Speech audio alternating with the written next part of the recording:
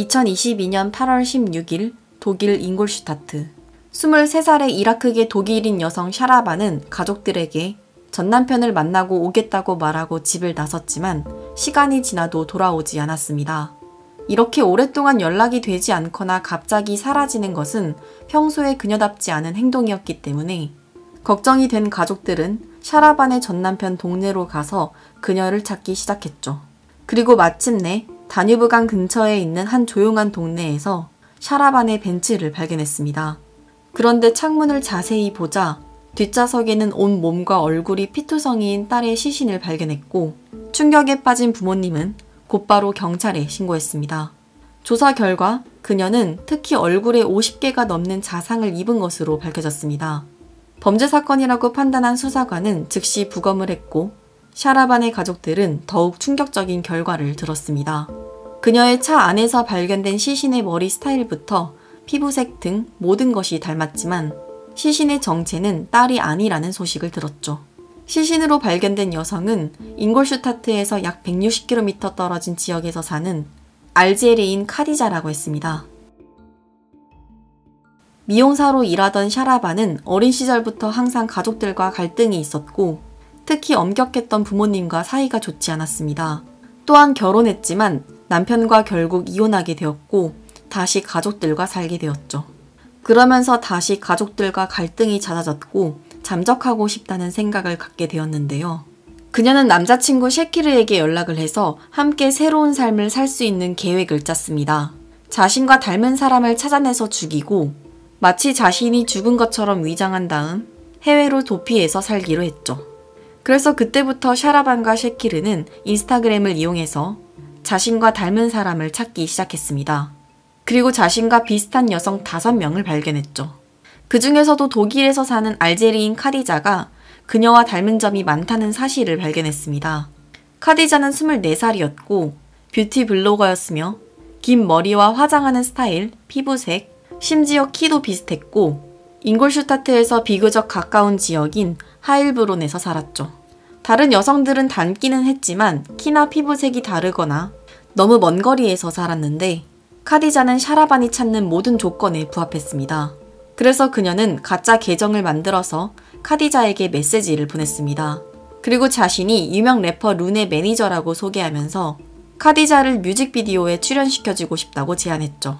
카디자는 인플루언서인 직업 특성상 평소에 인스타그램으로 광고 등의 여러 가지 제안을 받기는 했지만 정말로 래퍼의 매니저가 제안한 것인지는 확신하지 못했습니다. 그래서 래퍼 룬의 공식 계정으로 직접적으로 메시지를 보냈죠. 자신이 뮤직비디오 출연 제의를 받았는데 너의 매니저가 보낸 것이 맞는지 확인해준다면 정말 고맙겠다고 보냈습니다. 그리고 놀랍게도 룬이 답장을 했는데요. 그녀는 자신의 매니저가 보낸 메시지가 아니며 가짜 계정이니까 응답하지 말라고 했습니다.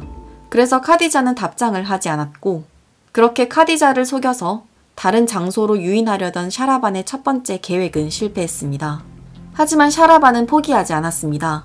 자신의 목적을 달성하기 위해서라면 반드시 카디자를 속여서 살해해야 했고 그래서 그녀는 두 번째 방법을 생각해냈죠.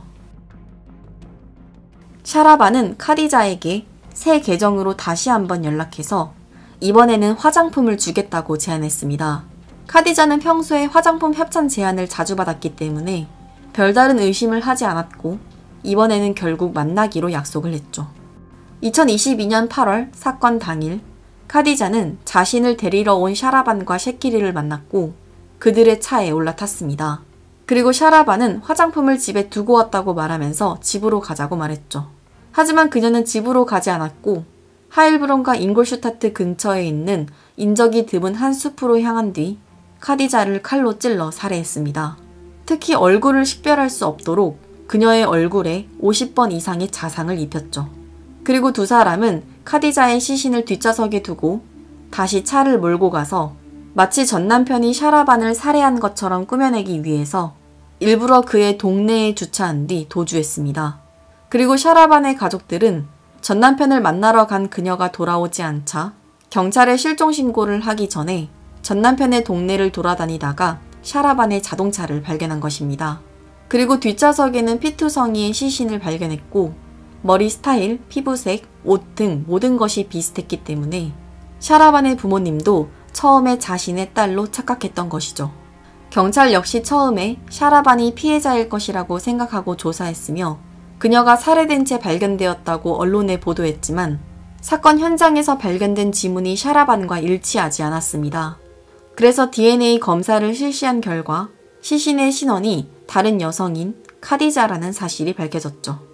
또한 샤라반의 소셜미디어 사용 기록을 조사해 본 결과 사건이 벌어지기 몇 주 전부터 여러 개의 계정을 생성해서 그녀가 자신과 닮은 여러 명의 여자와 만나려고 시도한 흔적을 발견했고 그 중에서도 카디자를 마지막으로 연락했다는 사실이 드러났습니다. 그리고 카디자의 시신이 발견된 다음 날인 2022년 8월 17일 한 목격자가 그녀가 운전하는 모습을 발견하고 경찰에 제보했고 경찰 역시 그 지역을 집중적으로 수색하면서 한 피자 가게에서 마지막으로 목격된 샤라반을 발견했습니다. 그리고 그날 오후 9시 55분 경찰은 그녀와 남자친구 셰키르를 체포했습니다. 현재는 두 사람 모두 살인 혐의로 기소되었습니다. 비록 두 사람이 수사에 비협조적이라서 누가 카디자를 칼로 찌른 범인인지 밝혀지지 않았으며 카디자를 살해한 무기가 발견되지는 않았지만 이미 경찰이 증거를 많이 확보해둔 상태이기 때문에 두 사람 모두 종신형을 선고받을 것으로 예상하고 있습니다. 이 사건은 가해자가 새로운 삶을 살기 위해서 자신과 닮은 꼴을 찾아내 죽이고 시신으로 위장했다는 특이점 때문에 언론에서 도플갱어 살인사건으로 알려졌으며 현재도 재판이 진행 중에 있습니다.